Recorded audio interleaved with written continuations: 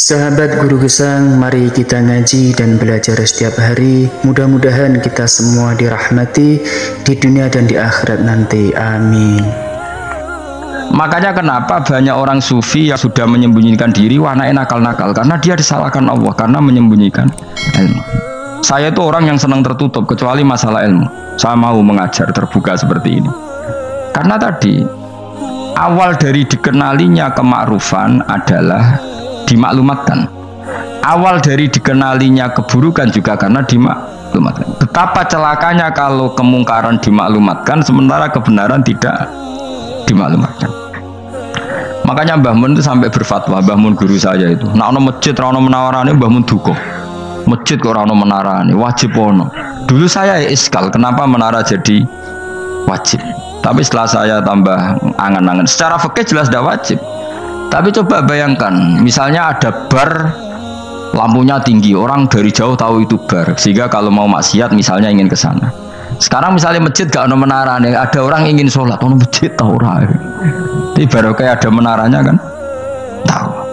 Intinya semua kebaikan itu harus dimanarohkan. Makanya manaroh itu dari kata nur, dimenarakan, dari kata nur, dari kata dicahayakan, dimaklumatkan. Sehingga mulai dulu lama itu meskipun humul itu menyembunyikan diri. Tapi kalau masalah ilmu mereka membuka diri. Loh, coba kalau misalnya ngaji seperti saya ini, saya tidak terang-terangan jadi orang alim. Sebetulnya nggak baik. Kalau kamu ujub, sombong, aku orang alim itu tidak baik.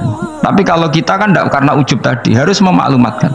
Coba berapa bapak-bapak yang tertolong nyari duhidan ketika istrinya hamil, gara-gara tulisan karena yang nolong itu. Bidan, ya kan, dokter gigi, atau kalau nggak dokter ya ahli gigi. Ahli gigi itu yang dipasang tanpa medis itu. Nggak, kamu menjadi tahu karena apa coba? Tulisan. Tapi kenapa kebaikan tidak seperti itu? Terus ngendikane Rasulullah Shallallahu Alaihi Wasallam ngendikane la yazalul mar'u fi fushatin min dini malam yusib daman haroman. Lebaran malah ya. La yazalul mar'u fi fushatin min dini malam yusib daman haroman. Seseorang itu boleh serilek-rileknya dalam beragama asal dia tidak punya masa lalu mengalirkan darah yang terhormat. Gamane cara Jawa ora tau mateni wong, ora tau mateni wong, ora tau mateni wong mukmin utawa ora oleh mateni wong sing muahad atau mustaman. Ya ada aturannya lah. Jadi kalau sampean urip ra tau mateni wong iku wis secara beragama iku rileks karena fifus satin mintin. Nah tentu mateni itu ada banyak sebab, diantaranya fatwa yang ekstrim. Sehingga ulama dulu itu senang guyon sampai keterusan saiki. Jadi kabeh wong alim khase sering guyon karena memang menghindari omongan penting. Kenapa? Karena sekali omongan penting ini kadang yu'addi ilal fatwa kita kotul. Takutnya fatwa itu ekstrim, kemudian saling apa? Saling bunuh. Sehingga masyhur itu ada pepatah bahwa statement ulama atau kolamul ulama, penanya ulama itu ahaddu minas sayf, lebih tajam ketimbang apa? Pedang, karena bisa menimbulkan macam-macam. Sehingga dulu banyak ulama kalau bab jinayat itu sudah tidak mau baca bab jinayat. Jinayat itu karena ya takutnya fatwanya itu ekstrim. Ada beda zaman Nabi itu kan enak ya. Sehingga Nabi mesti bener ya. Musuhnya Abu Jahal CS mesti salah ya. Tukaran saiki wis gak seru. Tukaran mbek kowe repot. Masih aku musuh sampean ini soalnya bener sampean. Wong ora tau urip ora tau seneng mbok musuhi ku piye ngono dadi. Kan gak penak. Jajal misalnya kiai itu kan mbek santri, wong mesti kan normalnya bela kiai ini, mergo luwih alim luwih bener. Tapi kan cara pandang lah iya sing bener kok mau ngalah kan. Iso wae sing disalahno pangeran iku sing saiki wong tuwa tukaran mbek anak, kira-kira wong nyalahno sapa? Nyalahno wong tuane apa anake? Cara kowe dadi hakim. Wong tua kok wani anak, kualat ngono yo ya lucu. Ini kan anak kok wani wong. Tapi wong tua kok wani anak, wong tua model opo? Terus anak wani wong tua ya anak model opo? Ya model milenial, model. Tapi potensinya itu sama-sama salah. Sehingga ulama itu mulai dulu itu menghindari ngendikan penting itu menghindari karena ya tadi takut fatwa itu. Saya ulang lagi ya. Jadi seseorang itu selonggar-longgarnya dalam beragama asal tidak pernah membunuh, tidak memburu darah yang seharusnya tidak terbunuh. Terus kalau masalah ibadah itu Allah ngambilnya sholat. Awwalu ma yuhasabu bil mar'u napa?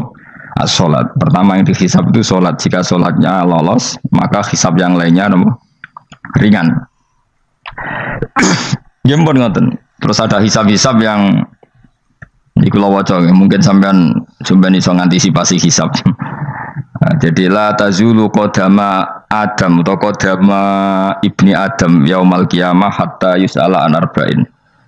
Pertama ditanyakan dari sifat mudanya, dihabiskan untuk apa, umurnya untuk apa, hartanya dari mana, setelah mendapat untuk apa. Terus wa an ilmihi madza amila bihi, terakhir setelah mendapat ilmu itu apa yang dia perbuat. Mana ada orang tua ilmu dia tidak ditakoki wae pangeran ngerti apa takoki. Ilmu bisa nglakoni, mboten gadah ilmu ya Gusti. Terus serepet sampeyan. Dunya mboten gadah dunya. Lha apa ning dunya nggih ngentosi mati sing mon-mon niku aman apa?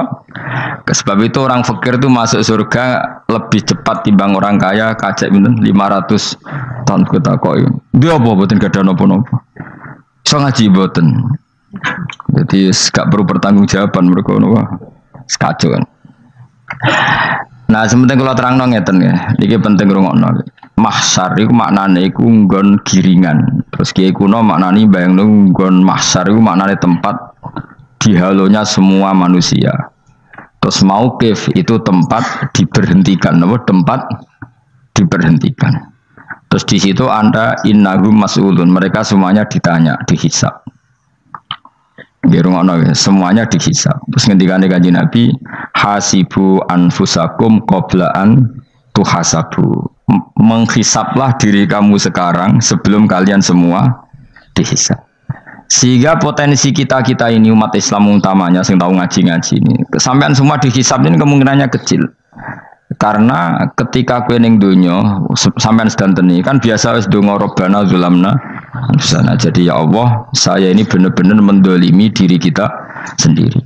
Karena tujuannya hisab itu taubah. Taubah itu mempermalukan mereka di depan umum. Saya ulang lagi ya. Jadi semua hisab itu taubihan, mempermalukan mereka di depan umum bahwa mereka orang yang buruk. Sementara kamu di dunia sudah sering ngaku orang buruk. Selain ya wis rawong akeh maksud ini kan. Jadi kayak ngakuin apa Rabbana zalamna anfusana. Sehingga ngendikane Kanjeng Nabi seperti hasibu anfusakum qabla an tuhasabu. Menghisablah diri kamu sendiri sebelum nanti kamu benar-benar dihisab. Sehingga umatnya Rasulullah itu kemungkinan kena hisab itu kecil sekali karena tadi sudah terbiasa menghisab dirinya sendiri. Apalagi kita, kata Rasulullah, saya dikasih hadiah yang para nabi sebelum saya enggak dikasih hadiah itu. Apa itu? 5 hal itu. Di antaranya apa? Kata Rasulullah, wa utitu khawatima suratil Baqarah. Saya dikasih terakhir-terakhirnya surat Baqarah. Di surat Baqarah itu umatnya Nabi dapat bonus dan ini luar biasa, yaitu ayat Rabbana la tu'akhidna in nasina wa akhtana. Ya Allah, jangan hisab kami, jangan beri sanksi kami, jangan azab kami kalau suatu saat kita lupa atau salah. KSP nak kue urung salah, padahal mesti salah. Rai-rai ini gak mesti salah. Wes gaya perjanjian mbek pangeran Gusti. Dalam perjanjian dong, ya apa? Setiap saat salah langsung sepuro. Mohon buatan usaha istighfar malam, pun nih. Terus deal, soalnya deal ini. Lah itu ngendikan Kanjeng Nabi senyum-senyum senengnya ra karuan. Dan setiap itu dibaca oleh umatku, Allah sudah jawab qala na'am. Jadi Rabbana la tu'akhifna in nasina aw akhtana. Terus qala Allah menjawab na'am. Terus Rabbana wala tahmil alaina isron kama hamaltahu alal ladzina min qablina. Nabi Muhammad jawab, Allah menjawab na'am. Sampai terakhir wa'fu anna, Allah jawab na'am. Kemudian para kiai itu punya kiat supaya umatnya itu hafal itu. Terus jadi bahan tahlil itu masalah ya. Faminhum ya faminhum. Sing tahlil ya ora paham, sing kritik ya ora paham. Alhamdulillah itu mesti podo-podo ra kena hisab. Mergo podo-podo ora napa? Paham. Jadi ora ono barokah kaya goblok wis barokah tenan. Mergo sing lakoni ya ora paham, sing kritik ora paham. Jadi kalimat yang di akhir surat Baqarah itu adalah termasuk hadiahnya Rasulullah yang tidak diberikan pada Nabi sebelumnya. Ini apa ini? U'titu khawatima suratil Baqarah. Saya dikasih akhir surat Baqarah. Gini ku setiap doanya umat Nabi Allah jawab napa? Naam. Jadi ya Allah la tu'akhidna, jangan kasih sanksi kita innasina au akhtona. Allah jawab naam. Itu satu. Terus kedua, umatnya Nabi itu kalau dosa itu tidak perlu prosedurnya harus istighfar. Banyak amalan yang menjadikan diampuni. Misalnya kafaratul majlis itu lafadznya agak istighfar. Subhanakallahumma bihamdik misalnya. Dan banyak imatatul adza anit thoriq. Misalnya Nabi pernah cerita ada seseorang yang nakal, kemudian gara-gara menyingkirkan duri di jalan yang ganggu orang lewat, kemudian Allah memaafkan. Ada yang dimaafkan karena ngombeni anjing, macam-macam lah. Kemudian ngombeni santri, macam-macam. Sehingga potensi kita dimaafkan itu tinggi sekali karena ada sekian amal yang itu menjadi sebab ridhanya Allah Taala. Malah kalau dalam dunia wali itu ada seorang wali mau ngarang kitab, kemudian tintanya itu diminum lalat, dia membiarkan tinta itu sampai lalatnya sampai kenyang, kemudian gara-gara itu dimaafkan oleh Allah Subhanahu Wa Taala. Banyak sekali. Sehingga potensi kita dimaafkan tinggi. Terus turus, jadi orang rasani wong enggak macam-macam lah. Iku ya insyaallah disepuro pangeran. Dadi ana wali, dadi wali mergo kakean apa? Turu ditakoki, "Kenapa kowe kok turu wong wali? Mboten siap roh donya, Gusti." "Kenapa?" "Donya wis rusak tok, patok mboten roh Gusti." Lah iku ya mari swarga napa?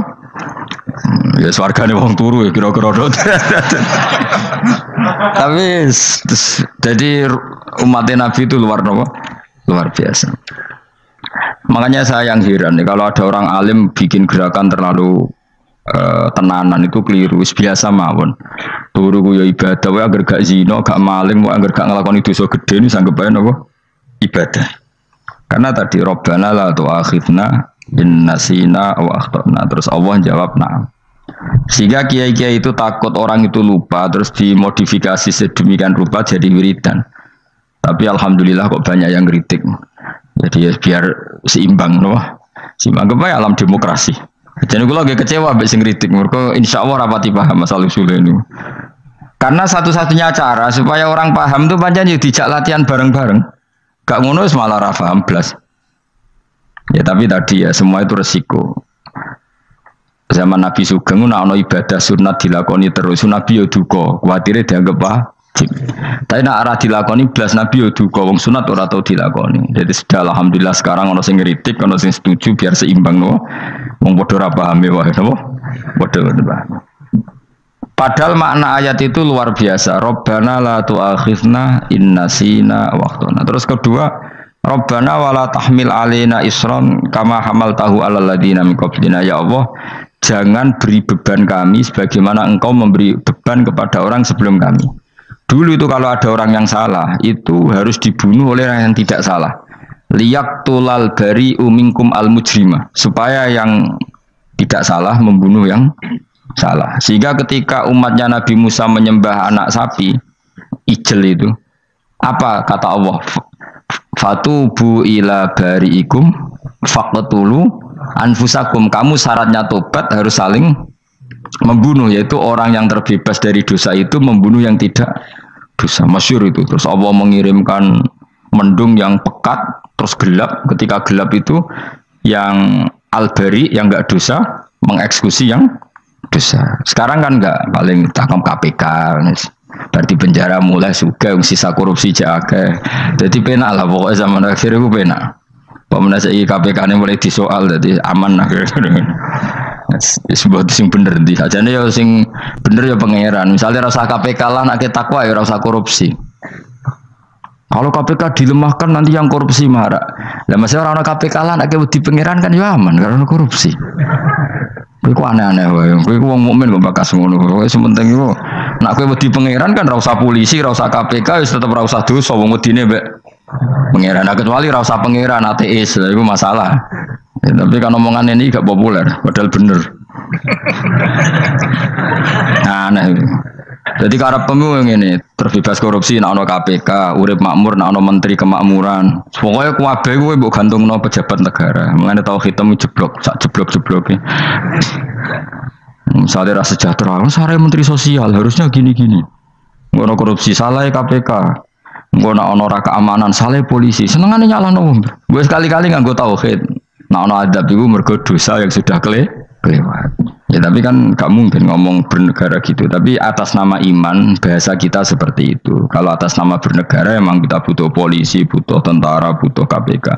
Tapi atas nama iman ya tadi kalau kita diberi sanksi Allah itu rata-rata dari bima qaddamat yadaka itu pasti ada salah yang pernah Anda lakukan. Ya, tapi sudahlah ini zaman sudah seperti ini. Anut umumnya wong akeh. Kalau terang namanya masalah hisab ya. Hasibu anfusakum qabla antu hasabu. Kamu menghisablah diri kamu sebelum kamu dihisab. Misalnya saya sebagai ulama, tentu hisab terberat saya itu kitmanul ilmi, menyembunyikan apa? Ilmu. Karena ilmu kalau disembunyikan tuh bahaya sekali. Bayangkan di alam fisik. Misalnya ada orang berkebutuhan pada kemaksiatan, terus di situ ditulis bar, karaoke misalnya. Orang bisa ke sana karena ada tulisannya, ada WA-nya, ada alamatnya. Kemudian ketika Anda bisa Fathul Qorib, tidak ada tulisannya. Harusnya Anda juga nulis ahli Fathul Qorib, ahli Fathul Mu'in, nah, atau ahli Jaljalut, tulis saja. Ahli Primbon. Enggak apa-apa, tulis saja. Penerus Ronggo Warsito, tulis saja. Zaman gendeng, arah melok gendeng, rakeduman, tulis saja. Tapi barokahnya tulisan itu kan orang bisa tahu. Makanya kenapa banyak orang sufi yang sudah menyembunyikan diri, wananya nakal-nakal, karena dia disalahkan Allah, karena menyembunyikan ilmu. Saya itu orang yang senang tertutup, kecuali masalah ilmu. Saya mau mengajar terbuka seperti ini. Karena tadi, awal dari dikenalinya kemakrufan adalah dimaklumatkan. Awal dari dikenalinya keburukan juga karena dimaklumatkan. Betapa celakanya kalau kemungkaran dimaklumatkan sementara kebenaran tidak dimaklumatkan. Makanya Mbah Mun itu sampai berfatwa, Mbah Mun guru saya itu. Nah ono masjid ora ono menawarane Mbah Mun duka. Masjid kok ora ono menarane, wajib ono. Dulu saya iskal, kenapa menara jadi wajib? Tapi setelah saya tambah angan-angan, secara fikih jelas tidak wajib. Tapi coba bayangkan, misalnya ada bar lampunya tinggi, orang dari jauh tahu itu bar, sehingga kalau mau maksiat misalnya ingin ke sana. Sekarang misalnya masjid gak ada menara, ada orang ingin sholat, ono masjid tahu orang. Tapi baru kayak ada menaranya kan, tahu. Intinya semua kebaikan itu harus dimanarohkan. Makanya manaroh itu dari kata nur, dimenarakan, dari kata nur, dari kata dicahayakan, dimaklumatkan. Sehingga mulai dulu lama itu meskipun humul itu menyembunyikan diri. Tapi kalau masalah ilmu mereka membuka diri. Loh, coba kalau misalnya ngaji seperti saya ini, saya tidak terang-terangan jadi orang alim. Sebetulnya nggak baik. Kalau kamu ujub, sombong, aku orang alim itu tidak baik. Tapi kalau kita kan tidak, karena ujub tadi, harus memaklumatkan. Coba berapa bapak-bapak yang tertolong nyari bidan ketika istrinya hamil. Gara-gara tulisan, karena yang nolong itu bidan.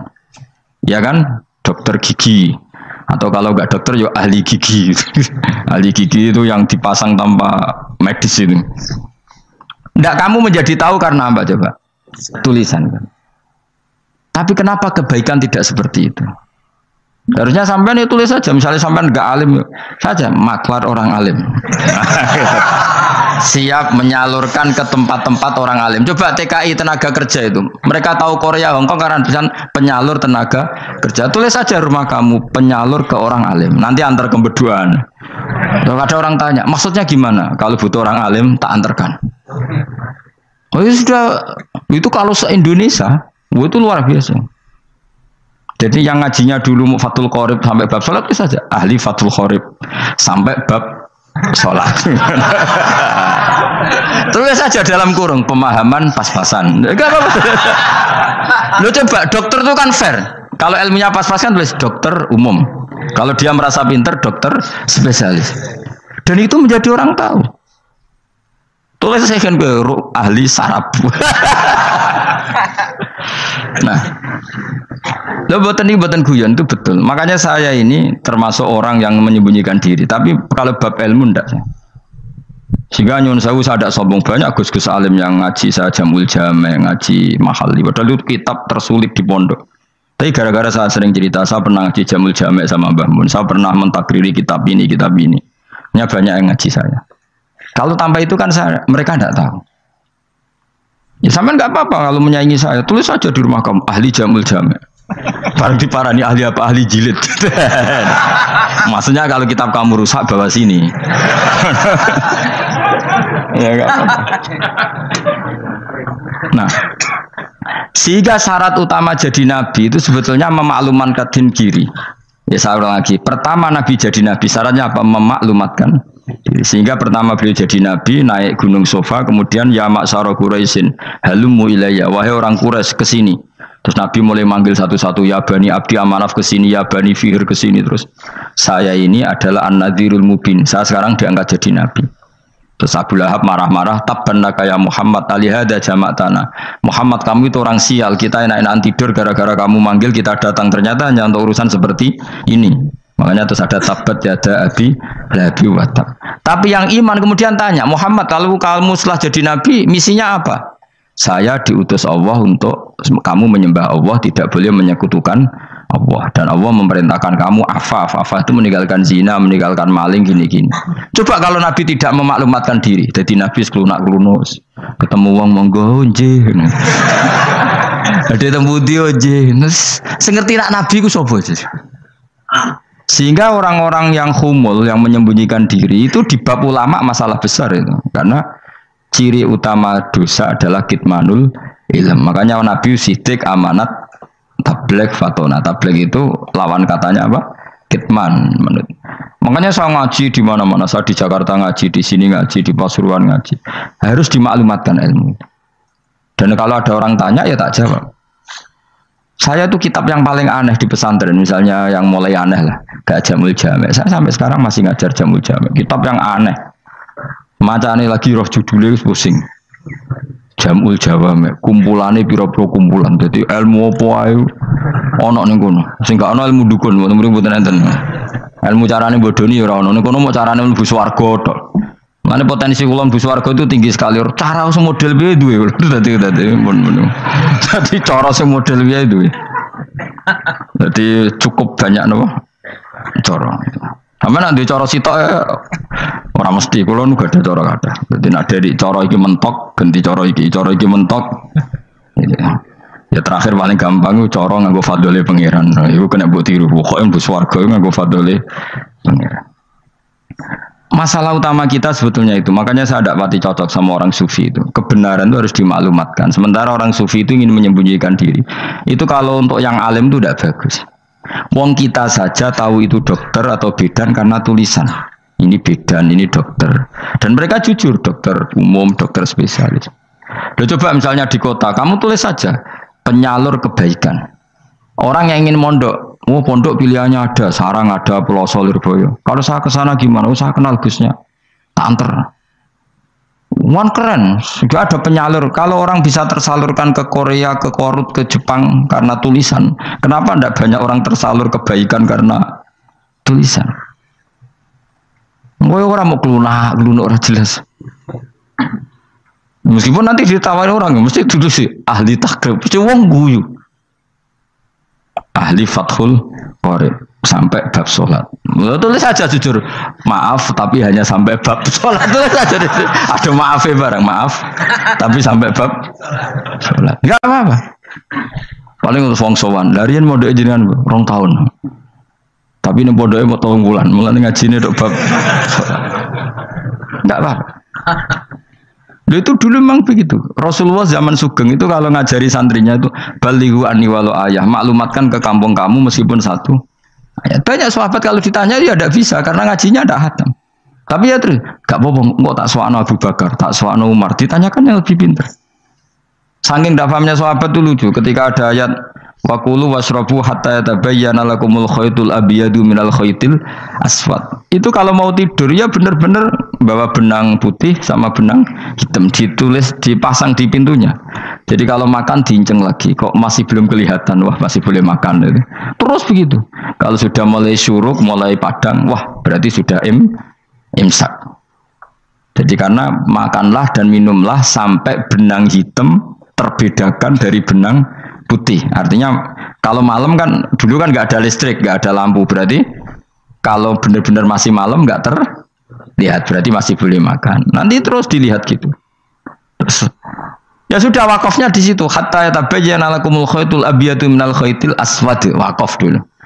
Terus akhirnya Kanjeng Nabi itu piye kok umatku jadi masangi benang ini. Akhirnya Jibril teko. Ini makanya unik dalam ulumul Quran. Satu-satunya ayat yang diturunkan hanya satu kata itu ya ayat itu tok. Terus Jibril datang, Muhammad ayatnya itu kurang sitok. Minal fajr. Terus ditambahi minal fajr. Jadi minal fajr itu unik. Ada Jibril jauh-jauh dari langit. Iku mau nurun apa? Minal fajr. Makanya kalau kamu nanti dites, kalau ingin jadi dokter tafsir dites, ada satu kalimat yang diturunkan jauh-jauh Jibril ke bumi. Apa kalimat itu? Jawabannya minal fajr. Wis alim gue yakin alim. Memang ikut tak? Masa ikut? Mereka gara-gara sahabat itu terus masangi apa? Benang ngincang. Akhirnya minal fajr. Baru mereka tahu maksud fajar, maksud apa? Benang hitam artinya malam, benang putih artinya fajar. Sodik sudah menyingsing. Semenjak itu sudah ada benang-benangan karena jadi orang-orang ngono maksudnya iki kurang sithik gitu terus turun apa? Minal fajar ya. Jadi nanti kalau sampai latihan tes jadi dokter apa? Tafsir. Ayat mana yang diturunkan hanya satu kalimat atau satu kata jawab apa? Minal fajar. Itu lolos langsung dokter. Pun pinter. Ya pinter ngerpek maksudnya orang yang tinggal. Lah nanti hubungan kita dengan Allah ya seperti itu. Sejauh mana kita memaklumatkan Allah, sejauh mana kita mengkampanyakan Allah. Saya berkali-kali bilang, saya kemarin kan di Korea itu sebetulnya saya yakin hanya doa saya. Saya sering berdoa, ya Allah, Engkau dipuji di langit dan di bumi. Lalu kalau di bumi ateis, itu caranya kayak apa? Dulu saya itu terobati karena Uni Soviet setelah persemakmuran banyak menjadi negara Islam. Berarti itu bukti bahwa Allah pun dipuji di bumi Uni Soviet. Lalu yang kayak Korea kayak apa? Ternyata betul Koreanya tetap ateis, tapi gara-gara diserbu wong Indonesia. 49.000 wong Indonesia ning Korea Selatan. Iku mbok gawe sing salat separuh iku cek piro? 24, kira-kira ya digawe 20.000. Wis 20.000 salat kabeh, tahlilan kabeh surwame. Lah kok sing ngritik tahlil muni sunah Rasul tok wis rame. Pokoke rame lah walhasil. Itu tahlilan wah itu enggak ada hadisnya. Wis gak apa-apa sing penting muni hadis sing sitok tahlil muni hadis ya ibadah, tahlil ya ibadah. Mbok lah soal kok bener ndi totalan guri sing penting rame. Maksudnya sementing rame ngomong visi Islam. Itu Islam tahlil sitok Islam sunnah Rasul gak masalah. Wong ape yakin bener saiki ya ora ono klarifikasi, tapi sementing kan kabeh ngomong tentang Islam. Artinya gini, Allah punya cara untuk supaya bumi Korea itu ada yang bertasbih bersujud. Mil'us samawati wa mil'ul. Allah tidak kurang cara. Golek wong kedonyan ditawarik ke sana demi uang, bareng wis ning kono dielingno pangeran. Segawe masjid, kontrak masjid macam-macam lah masjid kontrakan ning Korea. Nang kene ra ono masjid. Pusing. Saya pernah ngisi di satu masjid itu gambare pintu gerbangnya bukan salib kan. Ternyata tingkat 1 itu gereja, tingkat 2 bar, tingkat 3 masjid. Kadang ya kebalikan masjid, bar, gereja. Satu gedung. Jadi malaikat saya tidak tahu lewatnya gimana itu kan. Nggak tahu itu cara lewat gimana. Karena malaikat bagian rahmat itu nggak bisa dia lewat salib. Tapi dia harus menulis ganjaran yang sholat.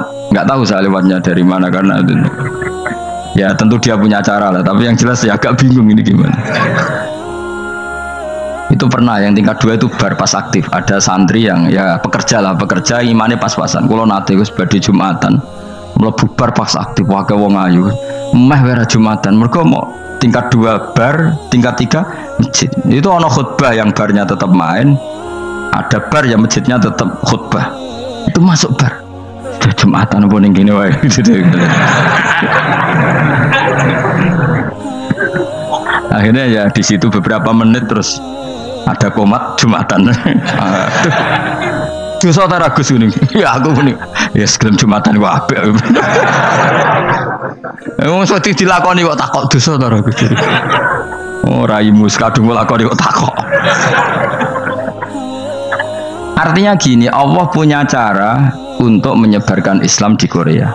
Sama seperti Allah punya cara untuk menyebarkan Islam apa di Indonesia. Dulu orang Gujarat, Punjab, ya sejarah ini menurut saya ya tetap sebagiannya benar. Meskipun tidak seluruhnya benarnya. Sejarah Islam masuk Indonesia rata-rata orang kan menulis pedagang Gujarat, India ke Indonesia dagang karena mereka mukmin akhirnya juga menyebarkan apa? Islam. Itu jelas nyata. Meskipun tidak semuanya seperti itu karena ada yang dibawa Yusuf Baros itu yang muridnya Sayyidina Ali. Terus juga ada yang dibawa beberapa habaib dari Yaman langsung ke Indonesia kayak yang di daerah Tuban itu kan langsung habib-habib dari Samarkand langsung ke mana? Tuban. Makanya saya bilang sejarah itu semuanya benar. Karena memang variasi masuknya Islam di Indonesia itu banyak, jadi itu nggak masalah. Sampai niru sing kedunyan mawon sing luwih gampang, kenapa? Lunggih tuh, kayak Jakarta itu kan kota kayak gitu, baru kayak wong kedunyan orang ke Jakarta semua. Gara-gara tahu mondok pedutan tadi ahli Fathul Qorib tadi yang sampai bab sholat, terus bikin masjid. Iku coba takoki faraid terang ora iso kan. Pemene takoki muamalah terang ora iso, tapi nak trimo carane sholat sing batal apa ngentut roh. Ilmune roh nang nganti bab iku jek roh. Sing batal salat apa jek roh ngentut nyekel wong wedok jek roh. Tapi mbok aja takoki sing detail apa? Cara mengenali kiblat dengan hisab yauma rasdil kiblat wis ora iso. Atok nganggo komputer delok. Nganggo jam, nganggo kompas. Padahal ana ilmune yauma rasdil apa? Kiblat. Di bulan tertentu, hari tertentu itu nanti matahari tepat di atas Ka'bah. Serang arah iso nak ngono niku serang arah iso.